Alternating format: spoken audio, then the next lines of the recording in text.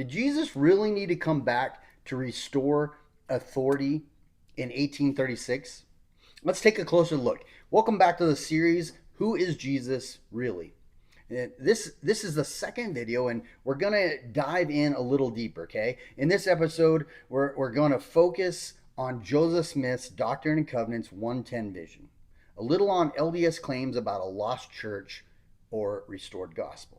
We'll explore how these claims compare with the Bible and why they don't line up. If you haven't seen the first video in the series, The Riddle of God's Son, Who is Jesus Really? Make sure you go and check that out. And in that video, I laid the foundation showing Jesus is eternal, fully God, and not a created being, and discussed why the Bible is trustworthy. Okay? And here we're going to build on that by looking at LDS scripture and its discrepancies with God's word. Friends, don't just take my word for this, okay? Don't take my word for it. Use the mind that God gave you and check it out for yourselves. We live in a time where information is at your fingertips. Use discernment and the wisdom that God has given you to dig into these doctrines, these doctrinal issues for yourself. This video isn't a full breakdown, okay? It's an overview to help you start answering these questions on your own. So now let's jump in, okay? DNC 110, Doctrine and Covenants 110, describes the vision Joseph Smith and Oliver Cowdery suddenly had inside the Kirtland Temple in 1836. This was right after they had distributed the sacrament, okay? And according to the account, after prayer, the veil was taken from their minds, and they saw the Lord standing above the pulpit on a platform of pure gold. Joseph describes him with eyes like flames of fire, hair white as snow, a countenance brighter than the sun, and a voice like rushing waters. And that language, well, it sounds pretty biblical. In fact, it echoes Revelation 1:12 through 16, where John describes the glorified Jesus. But the claim here is that Jesus appeared personally to Joseph and Oliver to accept the Kirtland Temple as his house. Now, that's unique to LDS scripture and LDS teachings. And the thing is, there's no biblical foundation for the idea that Jesus would be reappearing to restore priesthood authority or to dedicate a new temple in the church age.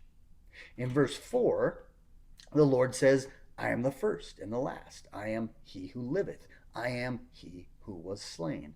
I am your advocate with the Father. Now, here's where we need to pause. Because while this sounds, these words here, they sound biblical, the context isn't biblical, okay? In the Bible, Jesus's finished work was on the cross, and it means there's no need for new appearances to establish a new dispensation. Hebrews 10 through 14 says his sacrifice was once for all time, and by that one offering he perfected forever those who are sanctified. So if this is true, if that's true, the verse is true, why would Jesus need to come back and recommission new keys and ordinances in Kirtland? Now, that's where Matthew 24 comes in. Jesus warned that in the last days, many would claim to see Christ or even to have private revelations from him. Matthew 24:23 through 26, Jesus says, then if anyone says to you, look, here is the Christ, or there, do not believe it. For false Christs and false prophets will rise and show great signs and wonders to deceive, if possible, even the elect. It's almost like Jesus knew that this would happen or something. It's kind of weird. Am I right? So, biblically, this so-called vision in DNC 110 doesn't pass the sniff test, okay? Not just because it's extra biblical, but because it's a contradiction of what Jesus himself said to expect. Now in verse 11 through 13, Moses, Elias, And Elijah supposedly appeared to Joseph Smith and Oliver, Cowdery, okay, and give them priesthood keys. So here's what it says. Moses appeared before us and committed unto us the keys of the gathering of Israel. Elias appeared and committed the dispensation of the gospel of Abraham. Elijah, the prophet, stood before us and said, the time has fully come. So let's break this down. And first off, what does dispensation even mean? Okay, well, in the Bible, the Greek word oikonomia means stewardship or administration. Paul uses it in Ephesians 1:10 to describe God's plan being fulfilled in Jesus, not restarted over and over and over, okay? Each dispensation in the Bible isn't a new gospel. It's God revealing more of the same redemptive plan that culminated in Jesus. But in LDS teaching, a dispensation is basically a reboot of the church with new prophets, new authority, new ordinances. The claim that the keys from each biblical figure were restored to Joseph Smith so the true church could exist again. Okay? But here's the issue with that. There's no verse anywhere in the Bible where Moses, Abraham, or Elijah give authority to someone after Jesus' finished work on the cross and his resurrection. In fact, Hebrews 1 through 2 says God spoke through the prophets in the past, but in these last days he has spoken by his Son, Jesus. That means revelation and authority culminate in Jesus, not prophets, not Joseph Smith. Okay? Joseph Smith describes in D&C 110 that Elias appeared to him in the Kirtland temple. Now, in LDS teaching, Elias can refer to multiple figures like Elijah the prophet, who it is, or John the Baptist, but they have different roles. Okay? It could be a preparatory role or a restorative role. And Joseph Smith seems to think these are two different men, Elias and Elijah, both presented in significant biblical moments. The thing is that Elias is the Greek form of Elijah. And in the Bible, it only refers to that one prophet. LDS teaching expands the title to others, but in Scripture, it's always the same Elijah. Now, that's very interesting, right?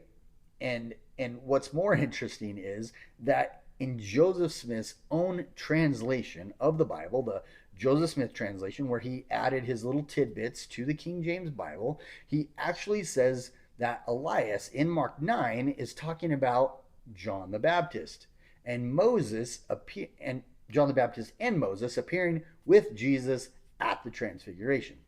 He's not saying that Elias and Elijah are the same guy with Moses. Okay, so let's compare the verses. Okay, Mark 9:4 says, this is King James Version, and there appeared unto them Elias with Moses, and they were talking with Jesus. Now, in the Joseph Smith translation, Mark 9:3 says, and there appeared unto them Elias with Moses, or in other words, John the Baptist and Moses, and they were talking with Jesus. Pretty cut and dry, right? So Joseph Smith's own correction of the Bible inserts the idea that Elias was actually John the Baptist. Now, modern LDS Church quietly admits this is a little confusing, okay? Their current stance is that it doesn't imply that the Elias at the Transfiguration was John the Baptist, which pretty much exactly what that says, right? They just say it was worded confusingly. But that's a huge problem because Joseph Smith presented this as a direct revelation, not a translation mistake. If you or I made that kind of blunder, we'd call it an error. But this was supposed to be a revelation from God, given to a prophet. And God, he doesn't make errors, okay? So if a prophet does, that makes him not a prophet.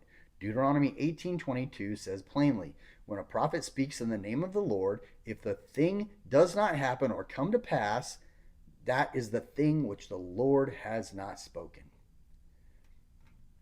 And the deeper problem here is theological. Would God ever work this way, where Jesus says, it is finished on the cross, then come back centuries later to say, just kidding, we need to redo everything through new keys and temples and priesthoods? No, no, he wouldn't. The New Testament never hints to that. Hebrews 7:24 through 25 says Jesus holds his priesthood unchangeably forever. He doesn't need successors or restorations. D&C paints a picture of a resurrected Jesus supposedly reestablishing priesthood keys through Joseph Smith. But the Bible paints a very different story. And in the Bible, the temple veil is torn. Look, it's not replaced. Access to God is open, not restricted by priesthood authority. Salvation isn't mediated through new dispensations. It's secured forever through the one high priest, Jesus. That's why we can say with confidence that D&C 110, while poetic and dramatic, it doesn't line up with the character of God or the gospel of Jesus that was revealed in the Bible. So, as we've seen, D&C 110 presents a vision of Jesus and priesthood authority that simply doesn't line up with the Bible. Jesus' work was once and for all. His priesthood is unchangeable, and salvation is secured through him alone, not through new dispensations or keys that were supposedly restored in 1836. So in this video, or in our next video, we're going to dig in even deeper. We're going to be looking into Daniel 7 and the Son of Man versus the Ancient of Days, and why LDS teaching about Adam as the Ancient of Days doesn't match what God has revealed in Scripture. So if you found this video helpful, be sure to subscribe and hit that notification bell so you don't miss the next part of this series. Okay? So let's keep asking the tough questions. Let's keep seeking truth and knowing Jesus for who he really is.